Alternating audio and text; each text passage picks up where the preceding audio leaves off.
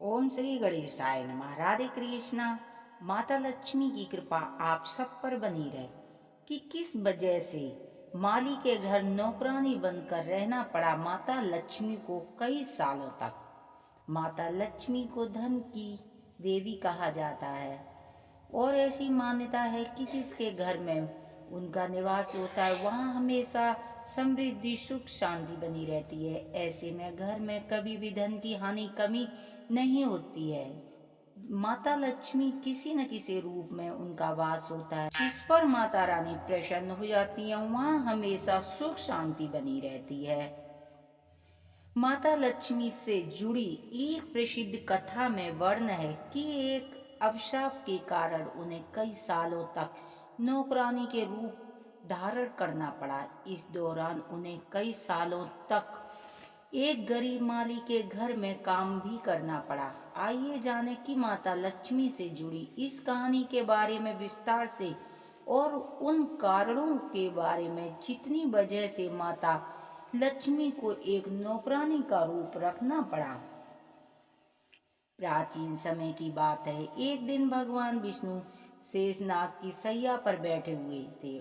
उनका मन कहीं भी नहीं लग रहा था। उस समय विष्णु जी ने निश्चय किया कि क्यों न पृथ्वी लोक पर घूम आए।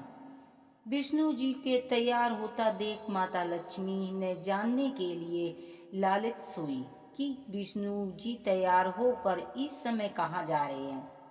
उस समय भगवान विष्णु को पृथ्वी लोक जाता देख माता लक्ष्मी भी उनके साथ वहां से जाने की इच्छा जाहिर की। उस समय विष्णु जी ने माता लक्ष्मी से आग्रह स्वीकार करने के लिए एक शर्त रखी और उनसे कहा कि अगर वो पृथ्वी लोक पर वितरण करने जाना चाहती हैं तो किसी हाल में उत्तर दिशा की तरफ न देखें। माता लक्ष्मी ने विष्णु जी की ये बात मान ली और दोनों खुशी खुशी पृथ्वी लोक पर आ गए। माता लक्ष्मी जब विचरण करते हुए भगवान विष्णु के साथ पृथ्वी लोक पहुंची तब धरती पर सुबह थी। उस समय पर बारिश की वजह से मौसम बहुत अच्छा था। धरती पर खुशबू नजारा देखकर माता लक्ष्मी बहुत प्रसन्न हुई और भगवान विष्णु की वो शर्त भूल गईं जिसमें उन्होंने माता लक्ष्मी को उत्तर दिशा की तरफ देखने के लिए मना किया। माता लक्ष्मी पृथ्वी लोक की सुंदरता में इतनी मंत्रमुग्ध हो गईं कि सभी दिशाओं के साथ उत्तर की दिशा की तरफ भी जाने लगी। उस दिशा में बहुत सुंदर बगीचा था जिसमें बहुत खुशबूदार फूल खिले थे। माता पार्वती ने उसे बगीचे से फूल तोड़ने के लिए विष्णु जी को देने के लिए गईं। विष्णु जी माता लक्ष्मी के इस कृत्य को देखकर दुखी हो गए और उन्हें अपनी शर्त याद दिलाई। साथ ही कहा किसी का सामान उसकी अनुमति के बिना लेना अपराध के समान है। भगवान विष्णु ने जब माता लक्ष्मी को अपनी शर्त याद दिलाई तो माता लक्ष्मी उनसे क्षमा याचना करने लगी। भगवान विष्णु बोले कि वो उन्हें माफ कर देंगे और इस गलती का कोई दंड नहीं देंगे।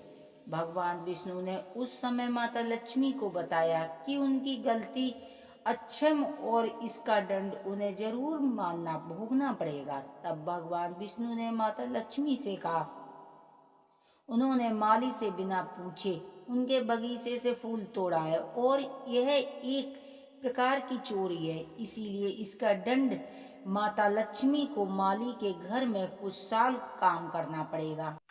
जब भगवान विष्णु पृथ्वी लोक से वापस चले गए तब माता लक्ष्मी ने एक गरीब कन्या का रूप धारण किया और माली के घर पहुंची। माली अपने परिवार के साथ एक झोपड़ी में रहता था। माता लक्ष्मी गरीब कन्या के रूप में माली की झोपड़ी के बाहर बैठ गई। जब माली अपनी झोपड़ी से बाहर निकला तब उसकी नजर माता लक्ष्मी पर पड़ी। उस समय माता लक्ष्मी के रूप में एक कन्या से पूछा, बेटी तुम कौन हो और कहाँ से आई हो? तब वह कन्या बोली, मैं एक गरीब लड़की हूँ, मेरा कोई नहीं है, कई दिनों से मैंने कुछ खाया भी नहीं है। और माता लक्ष्मी माली से उनके घर में काम करने की आग्रह किया। गरीब कन्या की बात सुनकर माली को दया आ गई और उसने माता लक्ष्मी को अपने घर में शरण दे दी।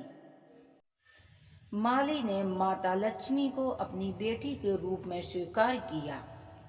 माली उस गरीब कन्या को अपने घर के भीतर ले आया और पत्नी से बोला, आज से यह कन्या इस घर में मेरी बेटी बनकर रहेगी। ये सुन माली की पत्नी प्रसन्न हो गई। अगले दिन से ही माली को अपने काम में बहुत ज्यादा लाभ होने लगा। उस समय माली को इस बात का एहसास हुआ कि वो तो रोज ही इसी तरह मेहनत करता था, लेकिन उसका फल बहुत कम मिलता था।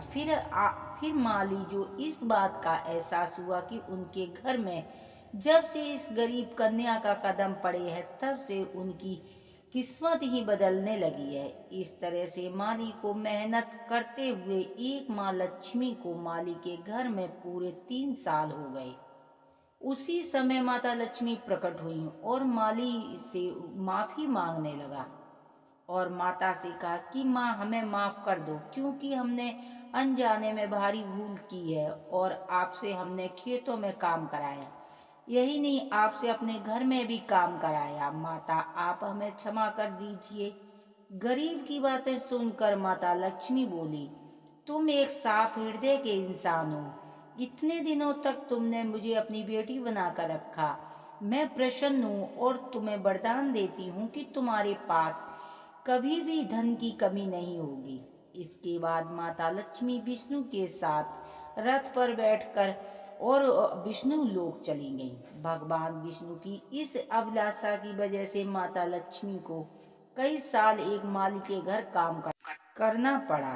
यदि हमारी कथा कहानी आपको पसंद आती प्लीज चैनल को सब्सक्राइब करें, वीडियो को लाइक करें। बोलो भगवती माँ लक्ष्मी माता की जय।